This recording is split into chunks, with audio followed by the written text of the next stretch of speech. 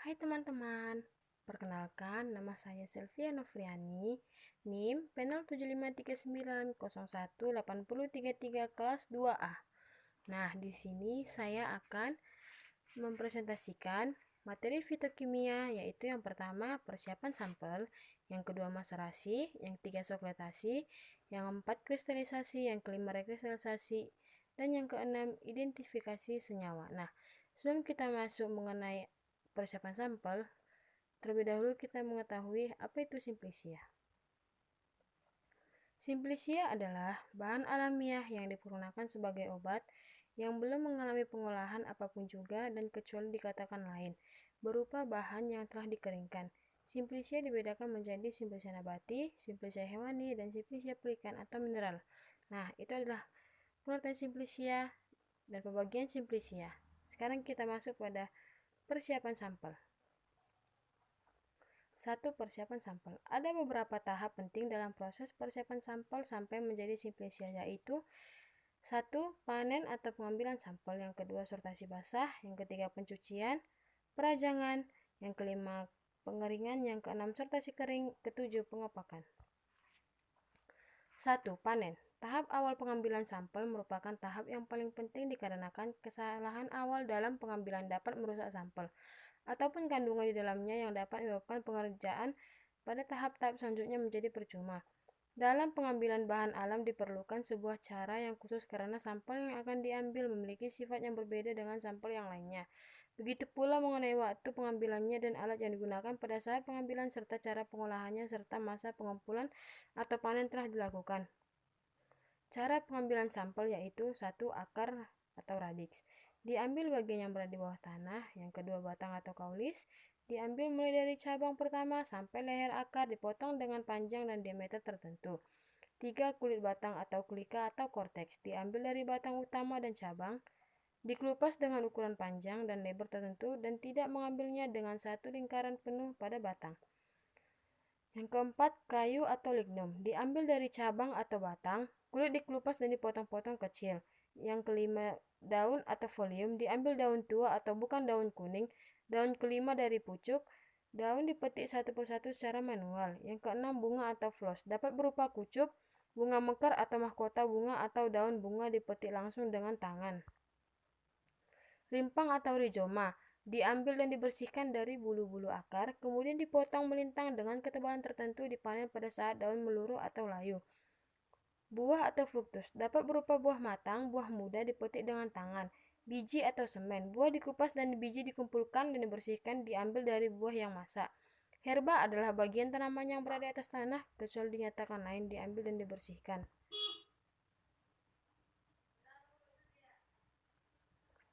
2. Sortasi basah. Sortasi basah adalah proses pemilahan bahan alam segera setelah dipanen dengan tujuan untuk mengurangi bahan alam rusak, contoh berjamur atau ikut terbawa. Disebut basah karena masih terdapat kandungan air yang banyak di dalam bahan alam tersebut atau belum dikeringkan. Sortasi basah dilakukan untuk memisahkan kotoran-kotoran atau bahan-bahan asing lainnya dari bahan simplisia. Misalnya pada simplisia yang dibuat dari akar suatu tanaman obat. Bahan-bahan asing seperti tanah, kerikil, rumput, batang, daun, akar yang telah rusak, serta pengotoran lainnya harus dibuang. Tanah mengandung bermacam-macam mikroba dalam jumlah yang tinggi.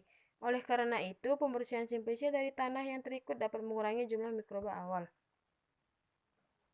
3. Pencucian. Dilakukan untuk menghilangkan tanah dan kotoran yang melekat pada bahan alam yang akan digunakan. Pencucian dilakukan untuk menghilangkan tanah dan pengotoran lainnya yang melekat pada bahan simplisia. Pencucian dilakukan dengan air bersih, misalnya dari mata air, air sumur, atau air pump. Bahan simplisia yang mengandung zat yang mudah larut dalam air yang mengalir, pencucian agar dilakukan dalam waktu zat yang sesingkat mungkin. Pencucian sayur-sayuran satu kali dapat menghilangkan 25% dari jumlah mikroba awal. Jika dilakukan pencucian sebanyak 3 kali, jumlah mikroba yang tertinggal hanya 42% dari jumlah mikroba awal. Pencucian tidak dapat membersihkan simplisia dari semua mikroba karena air pencucian yang digunakan biasanya mengandung juga sejumlah mikroba. Cara sortasi dan pencucian sangat mempengaruhi jenis dan jumlah mikroba awal simplisia. Misalnya, jika air yang digunakan untuk pencucian kotor, maka jumlah mikroba pada permukaan bahan simplicia dapat bertambah dan air yang terdapat pada permukaan bahan tersebut dapat mempercepat pertumbuhan mikroba. Pada simplicia akar, batang atau buah dapat pula dilakukan pengupasan kulit luarnya untuk mengurangi jumlah mikroba pada awal karena sebagian besar jumlah mikroba biasanya terdapat pada permukaan bahan simplicia. Keempat, perajangan. Proses perajangan berarti memperkecil ukuran dari bahan alam dan memperluas daerah kontak bahan alam untuk penguapan air. Dilakukan dengan menggunakan peralatan potong yang tidak merusak kandungan senyawa dalam bahan alam. Semakin tipis bahan yang akan dikeringkan, semakin cepat penguapan air, sehingga mempercepat waktu pengeringan. Akan tetapi, irisan yang terlalu tipis juga dapat menyebabkan berkurangnya atau hilangnya zat berkhasiat yang mudah menguap, sehingga mempengaruhi komposisi bau dan rasa yang diinginkan. Oleh karena itu, bahan simplicia seperti temulawak, temu giring, jahe, kencur, dan bahan sejenis lainnya dihindari dari perajangan yang terlalu tipis untuk mencegah berkurangnya kadar minyak atsiri. Selama perajangan, seharusnya jumlah mikroba tidak bertambah. Penjemuran sebelum perajangan diperlukan untuk mengurangi pewarnaan akibat reaksi antara bahan dan logam pisau. Pengeringan dilakukan dengan sinar matahari selama 1 hari. 5. Pengeringan. Pengeringan ini merupakan tahap yang paling penting untuk mengurangi kadar air dalam bahan alam dengan tujuan untuk mencegah kontaminasi mikroorganisme yang dapat merusak bahan alam. Suhu pengeringan tergantung kepada bahan simplicia dan cara pengeringannya. Bahan simplicia dapat dikeringkan pada suhu 30 derajat sampai 90 derajat Celcius. Tetapi suhu yang terbaik adalah tidak melebihi 60 derajat Celcius. Bahan simplicia yang mengandung senyawa aktif yang tidak tahan panas atau mudah menguap harus dikeringkan pada suhu serendah mungkin, misalnya 30 derajat sampai 45 derajat Celcius, atau dengan cara pengeringan vakum, yaitu dengan mengurangi tekanan udara dalam ruang atau lemari pengeringan sehingga tekanan kira-kira 5 mmHg. Kelembapan juga tergantung pada bahan simplicia, cara pengeringan, dan tahap-tahap selama pengeringan. Kelembaban akan menurun selama berlangsungnya proses pengeringan. Berbagai cara pengeringan telah dikenal dan digunakan orang. Pada dasarnya, dikenal 2 cara pengeringan, yaitu pengeringan secara alamiah dan buatan. Pengeringan ini bila perlu dilakukan menggunakan 2 metode. 1. Yaitu metode pengeringan alami, dilakukan dengan tanpa bantuan alat di bawah sinar matahari langsung atau diangin-anginkan. Yang kedua, metode pengeringan buatan dilakukan dengan bantuan alat seperti penggunaan oven simplicia. Nah, teman-teman, ini ada peringatan. Jika pengeringan dilakukan di bawah sinar matahari langsung, sebaiknya sampel tidak terpapar langsung sinar matahari, karena kita tidak tahu apakah ada kandungan kimia yang tidak tahan cahaya dan rusak pada saat pengeringan. Jadi, sebaiknya pada saat penjemuran, sampel ditutupi oleh kain hitam agar tidak langsung terpapar sinar matahari. Nah, teman-teman, jadi misalnya kalau kita mau mengeringkan sampel itu di bawah matahari, harus dilapisi dengan kain hitam ya, agar tidak langsung dia mengenai tidak langsung terpapar oleh sinar matahari. Batasan kadar air maksimum pada simplicia yang ditetapkan oleh BPOM berguna dalam penyimpanan simplicia agar tidak ada kontaminasi jamur atau mikroorganisme lain, dan menjaga agar kandungan di dalamnya tidak hilang. Pada setiap bagian kadar air maksimumnya antara lain 1. Daun dan bunga, kadar air maksimal 5%. Batang dan akar, kadar air maksimum 10%. Dan pada buah, kadar air maksimum 8%. 6. Sortasi kering. Sortasi setelah pengeringan sebenarnya merupakan tahap akhir pembuatan simplicia. Tujuan sortasi untuk memisahkan benda-benda asing seperti bagian-bagian tanaman yang tidak diinginkan dan pengotoran-pengotoran lain yang masih ada dan tertinggal pada simplicia kering. Proses ini dilakukan sebelum simplicia dibungkus untuk kemudian disimpan, seperti halnya pada sortasi awal. Sortasi ini dapat dilakukan dengan atau secara mekanik. Pada simplicia bentuk rimpang sering, jumlah akar yang melekat pada rimpang terlampau besar dan harus dibuang. Demikian pula adanya partikel-partikel pasir, besi, dan benda-benda tanah lain yang tertinggal harus dibuang sebelum simplicia dibungkus. 7. Pengepakan.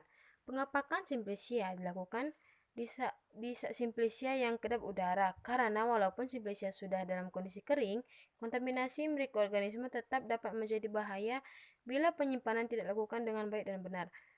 Susut pengeringan. Susut pengeringan sama dengan bobot basah dikurang bobot kering atau bobot basah dikali 100%. Susut pengeringan merupakan presentasi yang menunjukkan banyaknya berat bahan alam yang hilang setelah melalui proses pengeringan. Presentasi ini penting untuk diketahui sebelum melakukan pengambilan sampel agar dapat diperkirakan berat sampel yang akan didapatkan setelah dikeringkan. Susut pengeringan ini juga tidak kecil, bisa mencapai 70% bobot yang hilang dari bahan alam setelah dikeringkan. Sehingga hanya ada bobot 30% Simplicia yang kamu bisa gunakan nantinya. Pengambilan sampel ini harus dalam kuota yang besar. Ambil contohnya itu daun Tectona grandis L yang memiliki berat 1,5 kg. Setelah kering, beratnya hanya 450 gram. Yang apabila diekstraksi menjadi ekstrak akan semakin berkurang kembali beratnya, dan akhirnya ekstrak yang didapatkan tidak cukup untuk penelitian lebih lanjut, sehingga susut pengeringan sangat penting untuk dipertimbangkan. Nah, sekarang kita masuk ke materi yang kedua, maserasi. Maserasi atau macerare artinya merendam. Maserasi adalah ekstraksi selama waktu tertentu dengan cara merendam Simplicia dalam pelarut bukan air atau pelarut non-polar atau bukan air, misalnya etanol encer dalam Farmakopeia Indonesia tahun 1995. Maserasi merupakan proses yang paling tepat di mana obat yang sudah halus memungkinkan untuk direndam dalam mainstream atau pelarut sampai meresap dan melunakkan susunan sel sehingga zat-zat yang mudah larut akan melarut. Teknik maserasi. Maserasi pada umumnya dilakukan dengan cara 10 bagian Simplicia dengan derajat halus yang cocok dimasukkan ke dalam bejana, kemudian dituangi dengan 75 bagian cairan penyari. Ditutup dan dibiarkan selama 3 hari, diserkai, ampas diperas. Ampas ditambah cairan penyari, secukupnya diaduk dan diserkai, sehingga diperoleh seluruh sari sebanyak 100 bagian. Bejana ditutup, dibiarkan di tempat sejuk terhindar cahaya selama 2 hari kemudian dipisahkan. Proses ini dalam bejana bermulut lebar, ditutup rapat, dan isinya dikocok berulang-ulang lalu disaring. Proses ini dilakukan pada suhu 15-20 derajat Celcius selama 3 hari sampai bahan larut. Hasil penyarian dengan cara maserasi perlu dibiarkan selama waktu tertentu untuk mengendapkan zat-zat yang tidak diperlukan tetapi tidak ikut terlarut dalam cairan penyari. Prinsip maserasi. Penyarian zat aktif yang dilakukan dengan cara merendam serbuk Simplicia dalam cairan penyari yang sesuai selama 3 hari pada temperatur kamar terlindung dari cahaya. Cairan penyari akan masuk ke dalam isi sel melewati dinding. Isi sel akan larut karena adanya perbedaan konsentrasi antara larutan di dalam sel dengan di luar sel.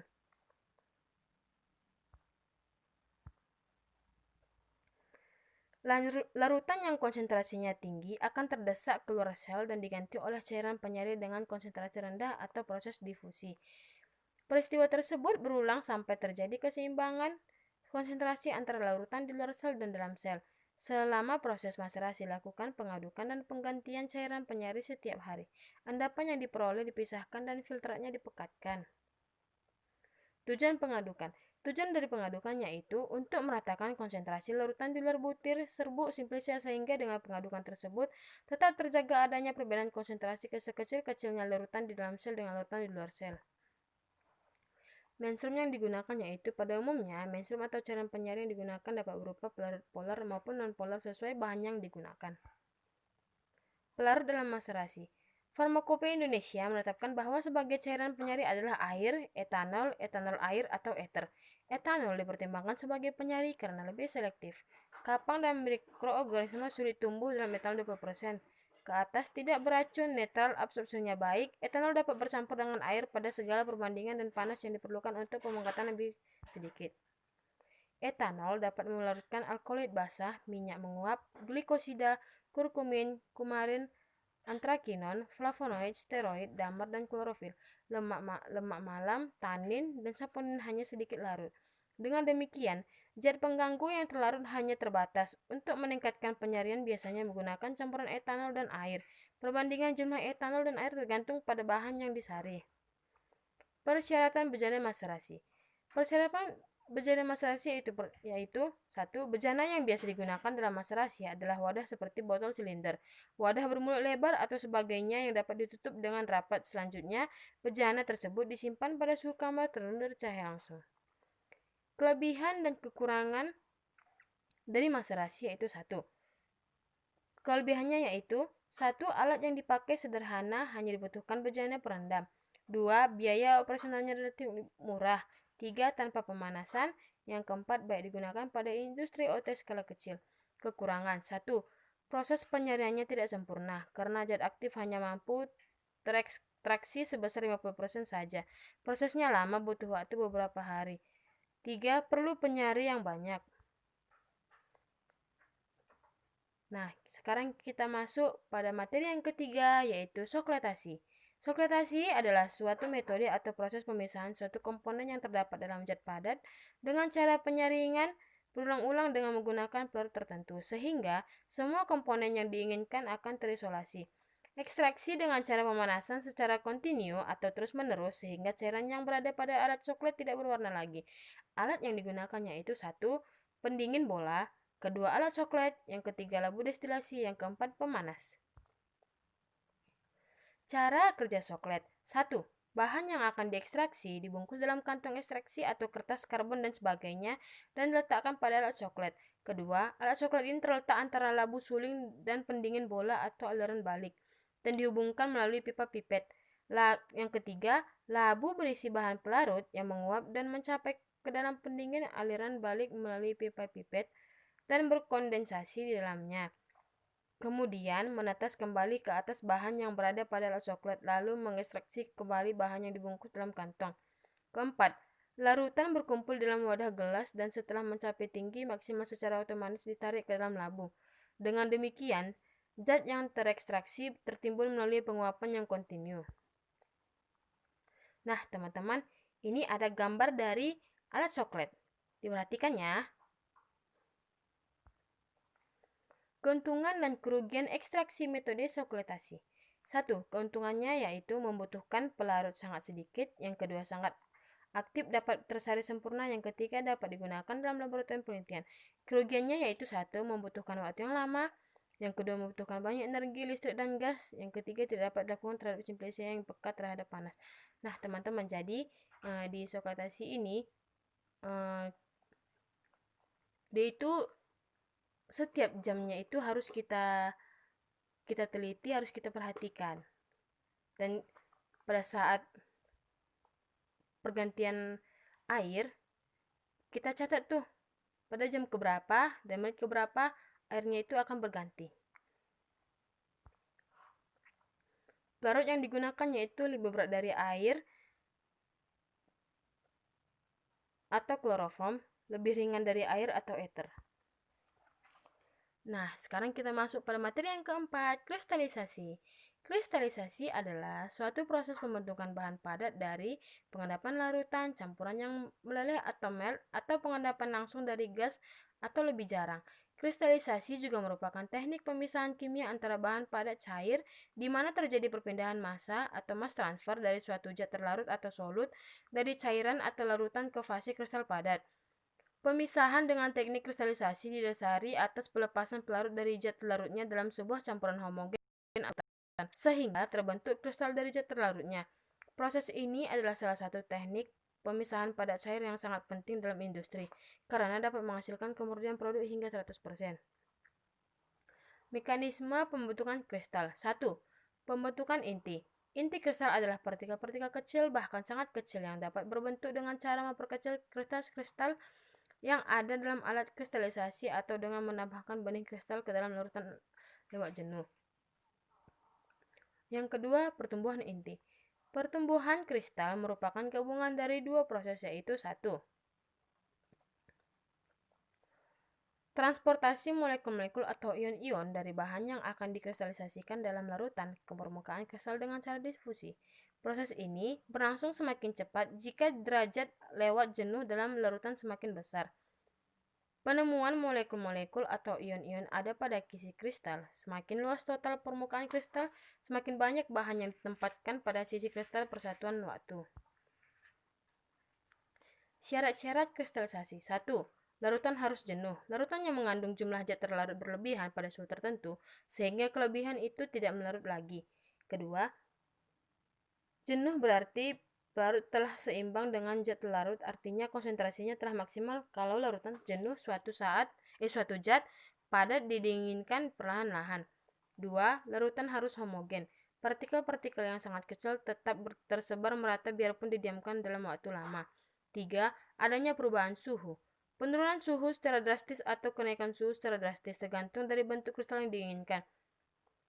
Sebagian zat larut atau bahan akan mengkristal dalam arti diperoleh larutan superjenuh atau lewat jenuh. Metode kristalisasi atau proses terjadinya kristalisasi. 1. Pendinginan. Untuk bahan-bahan yang kelarutannya berkurang drastis dengan menurunnya temperatur, kondisi lewat jenuh dapat dicapai dengan pendinginan larutan panas yang jenuh. 2. Pemanasan.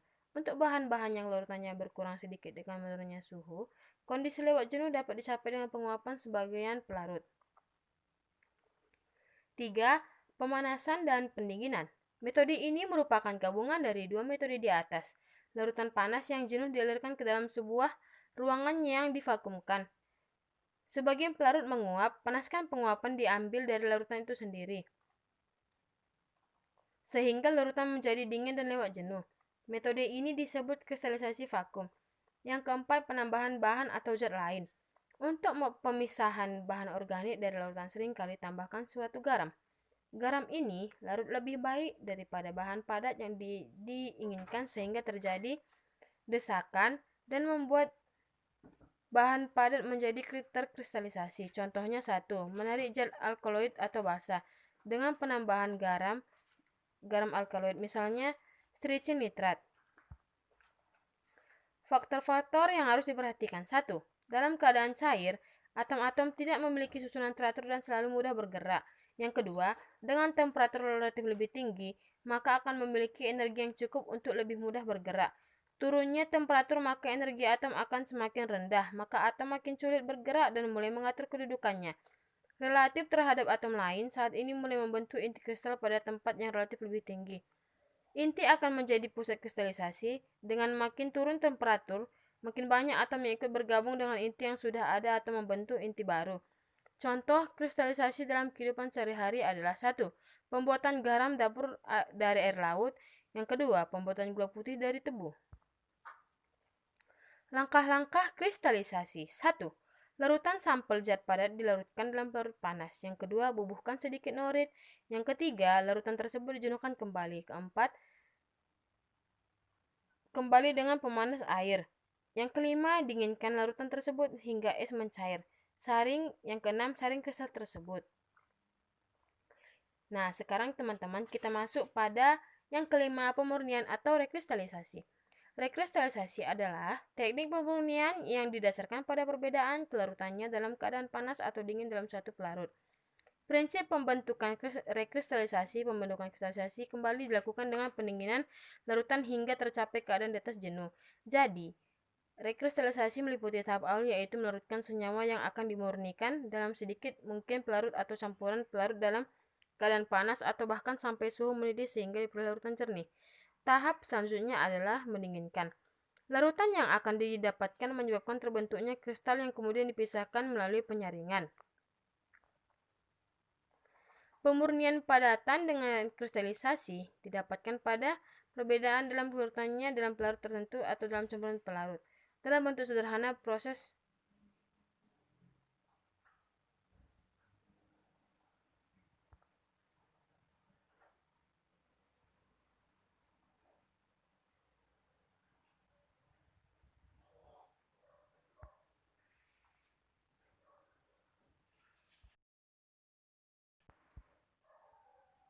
pemurnian padatan dengan kristalisasi didasarkan pada perbedaan dalam proses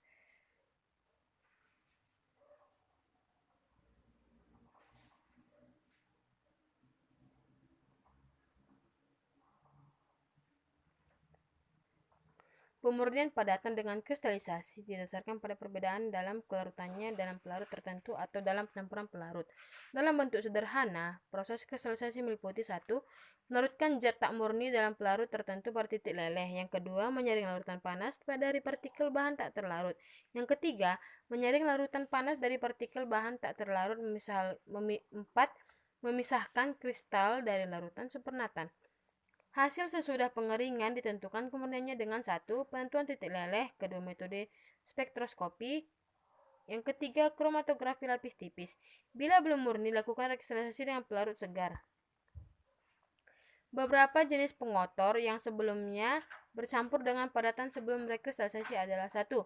Pengotor yang tidak larut dalam panas yang digunakan pada rekristalisasi dapat dihilangkan dengan penyaringan larutan dalam keadaan panas. Yang kedua, pengotor yang larut dalam pelarut panas akan tetap tinggal sebagian dalam pelarut sudah dingin, dapat dihilangkan dengan penyaringan akhir saat kristal telah terbentuk, karena sebagian besar pengotor ini akan tetap larut dalam pelarut saat pembentukan kristal. Yang ketiga, pengotor yang sangat larut dalam pelarut panas, sedikit larut dalam pelarut dingin, akan menyebabkan proses rekristalisasi tidak efektif. Oleh karena itu, kristal yang terbentuk juga tidak murni benar. Pemilihan pelarut tergantung dari faktor-faktor seperti: 1. Mudah memanipulasi. Yang kedua, toksisitas rendah. Yang ketiga, tak mudah terbakar. Yang keempat, harga murah. Pelarut ether untuk rekristalisasi sebaiknya dihindari karena mudah terbakar, mudah menempel pada dinding gelas, terjadi pengendapan padatan saat penguapan. Karbon disulfid atau CS2 dengan TD 460 derajat Celcius tidak digunakan karena mempunyai titik bersinar rendah yang berbahaya dan membentuk campuran yang sangat eksklusif dengan air. Pelarut benzen bersifat toksisitas tinggi dan bersifat karsinogenik. Pelarut di atas dapat diganti dengan toluena atau sikloheksana. Rekristalisasi beberapa golongan senyawa. 1. Rekristalisasi kapsantin. Padatan merah yang diperoleh kemudian direkristalisasi menggunakan CS2 hingga diperoleh kapsantin yang berbentuk bulatan dengan warna merah karmin titik leleh 176. Jika digunakan petroleum ether sebagai pelarut, maka diperoleh kristal berbentuk jarum. Jika digunakan metanol, kristal berbentuk prisma. Yang kedua, rekristalisasi stigmasterol. Ekstrak pekat yang diperoleh dilarutkan dalam 100 ml petroleum ether. Kemudian, campuran diuapkan sampai titik jenuhnya, dibiarkan semalam hingga terbentuk kristal tak berwarna yang mengendap dengan titik leleh 138-144. Yang ketiga, rekristalisasi hesperidin. Rekristalisasi menggunakan asam asetat encer diperoleh kristal bentuk jarum dengan titik leleh 252-254. Yang keempat, rekristalisasi kafein. Padatan yang diperoleh di rekristalisasi menggunakan aseton atau air. Kristal kafein berbentuk jarum kecil dengan titik leleh 235. Yang kelima, rekristalisasi rein. Untuk rekristalisasi rein akan lebih baik jika sebelumnya lakukan penghilangan pigmen gelap menggunakan aseton. Lanjutkan dengan asam asetat. Senyawa yang diperoleh berupa kristal jarum berwarna kuning pucat titik leleh 326-329.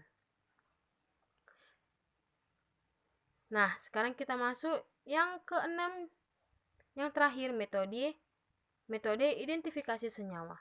Ditentukan golongannya, kemudian tentukan jenis senyawa golongan tersebut. Sebelumnya, kesamaan senyawa tersebut diperiksa dengan cermat, artinya senyawa itu harus berbentuk bercak tunggal dalam beberapa sistem KLT. Golongan senyawa dapat ditentukan dengan: 1. Uji warna, 2. Penentuan kelarutan, 3. Bilangan RF, keempat, ciri spektrum UV. Uji biokimia dapat bermanfaat, yaitu: 1. Adanya glukosida dipastikan dengan hidrolisis menggunakan beta-glukosidase. Adanya glukosida minyak amandel dihidrolisa dengan mirosinase.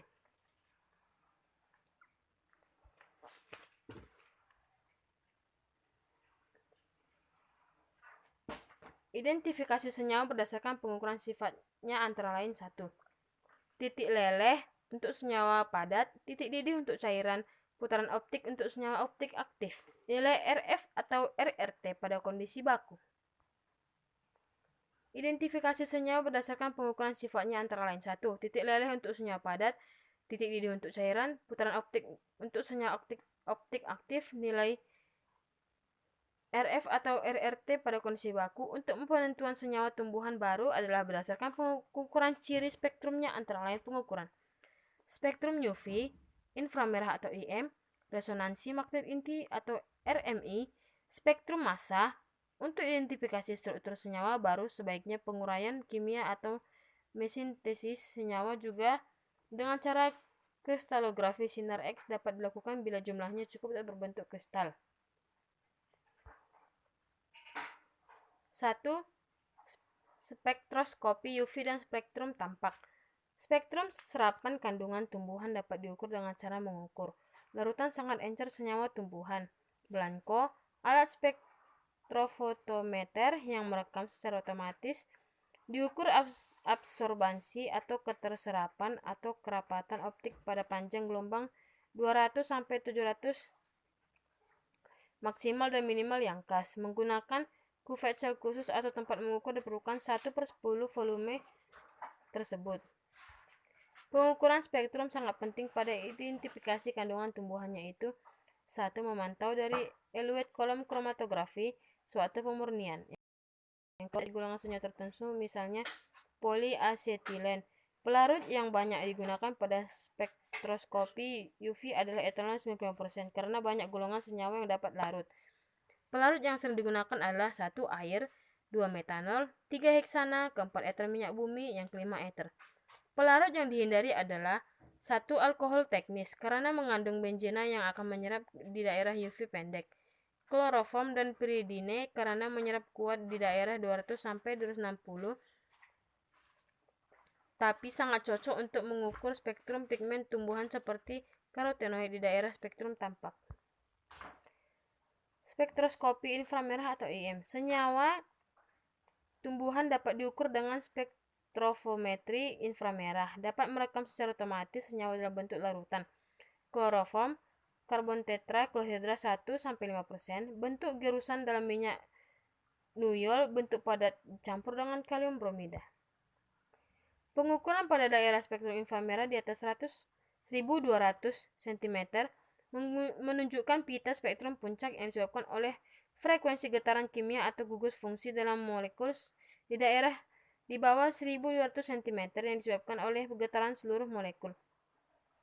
Intensitas berbagai pita direkam secara subjektif pada skala sederhana, kuat K, menengah M, atau lemah L. Spektroskopi massa atau MS. Dasar spektroskopi massa adalah penguraian sespora senyawa organik dan perekaman pola fragmentasi menurut massanya. Uap cuplikan berdifusi dalam spektrometer massa yang bertekanan rendah, lalu diionkan dengan energi yang cukup untuk memutus ikatan kimia. Ion bermuatan positif terbentuk dengan cepat dalam medan magnet dan menyebarkan ion tersebut dan memungkinkan pengukuran kelimpahan nisbi ion yang mempunyai massa terhadap ion tertentu. Hasil rekaman berupa grafik spektrum massa terdiri atas deretan garis yang intensitasnya berbeda-beda pada suatu massa yang berlainan. Sebagian kecil dari senyawa induk tahan terhadap proses penguapan dan akan direkam sebagai puncak ion molekul atau ion induk. Lalu massa ion lain dapat diukur dengan sangat tepat. Ketepatan ini menunjukkan rumus molekul senyawa secara tepat. Pada spektrofotometer UV dan IM dijalankan oleh operator tenaga yang terlatih. Alat untuk menentukan spektrum massa dan RMI lebih mahal dan canggih. Biasanya, para fitokimiawan menyerahkan cuplikannya untuk dianalisis dan menerima hasil dalam bentuk grafik. Spektrum massa baik untuk menganalisa jenis kandungan tumbuhan yang berbobot molekul rendah, dapat juga untuk menganalisis peptida. Spektrum massa sering digabung dengan KGC atau gas kromatografi kolom, sehingga sekali kerja dapat memperoleh hasil identifikasi kualitatif dan kuantitatif dari komponen struktur yang rumit yang mungkin terdapat bersama-sama dalam ekstrak tumbuhan. Spektroskopi resonansi magnet inti atau RMI disebut juga spektroskopi RMI proton, digunakan untuk menentukan struktur senyawa organik dengan mengukur momen magnet atom hidrogen. Kebanyakan senyawa atom hidrogen terikat pada gugus yang berlainan seperti CH2, CH3CHO, NH2, CHOOH, dan sebagainya. Spektrum RMI proton merupakan rekaman jumlah atom hidrogen H yang berada dalam lingkungan yang berlainan. Spektrum itu tidak dapat memberi keterangan langsung mengenai sifat kerangka karbon. Di antara dua kutub magnet yang kuat, proton mengalami geser kimia yang berlainan sesuai dengan lengkukan molekulnya. Ini diukur dalam RMI. Nisbi terhadap baku biasanya tertametil-silan atau TMS, yaitu senyawa lembam yang dapat ditambahkan ke dalam cuplikan tanpa ini diukur dalam RMI. Nisbi terhadap baku biasanya tertametil-silan TMS, yaitu senyawa lembam yang dapat ditambahkan ke dalam cuplikan tanpa ada kemungkinan terjadi reaksi kimia. Pelarut untuk pengukuran RMI harus lembam dan tanpa proton. Karena itu, biasa digunakan antara lain 1. Karbon tetraklorida, deuterokloroform, deuterium oksida, deuteroaseton, dimetil sulfoksida terdeuterasi. Kelebihan spektroskopi RMI dibanding SMI ialah cuplikan-cuplikan dapat diperoleh kembali, tidak berubah setelah pengukuran, dapat digunakan lagi untuk pengukuran kembali. Spektroskopi proton dapat digunakan sebagai alat sidik jari. Kerumitan spektrum berkaitan dengan jumlah jenis proton yang berbeda, sehingga alkaloid dengan banyaknya rumus alkaloid yang rumit banyak tersubstitusi sehingga menghasilkan sinyal lebih sedikit ketimbang hidrokarbon alifatiknya. Penggunaan utama RMI proton adalah menentukan struktur dengan cara digabung dengan cara spektroskopi lain. Kriteria untuk identifikasi fitokimia. 1. Cuplikan harus asli. Yang kedua, melakukan perbandingan tergantung pada senyawa yang telah ditelaah. Perbandingan kromatografi harus didasarkan kepada KO kromatografi senyawa dengan senyawa asli tanpa pemisahan, paling sedikit 4 sistem. Kriteria itu misal pada waktu retensi pada KGC, KCKT, RF pada KLT, RF pada KKT, pergerakan nisbi pada elektroforesis pada KLT. Untuk pembanding spektrum digunakan dua cara idealnya semua spektrum UV, IM, dan RMI 1H harus dibandingkan. Contoh identifikasi senyawa pada metode sekunder analisis hasil 1. Analisis kualitatif. Yang kedua, analisis tumbuhan ditujukan pada 1. Isolasi. Yang kedua, identifikasi kandungan sekunder. Yang ketiga, banyak komponen yang mudah diisolasi merupakan senyawa yang umum dijumpai pada dalam tumbuhan. Sukrosa mungkin mengkristal dan dari ekstrak air tumbuhan, sitosterol dari fraksi fitisterol. Nah, teman-teman, itulah materi fitokimia mengenai persiapan sampel, maserasi, sokletasi, kristalisasi, rekristalisasi, dan identifikasi senyawa. Nah, teman-teman, semoga dengan materi ini kita bisa lebih paham apa itu simplesia, apa itu persiapan sampel dan pembagiannya, apa itu maserasi, pembagian dari maserasi, tujuan maserasi, dan lain sebagainya. Begitu juga dengan sokletasi, kristalisasi, rekristalisasi, dan identifikasi senyawa. Terima kasih teman-teman.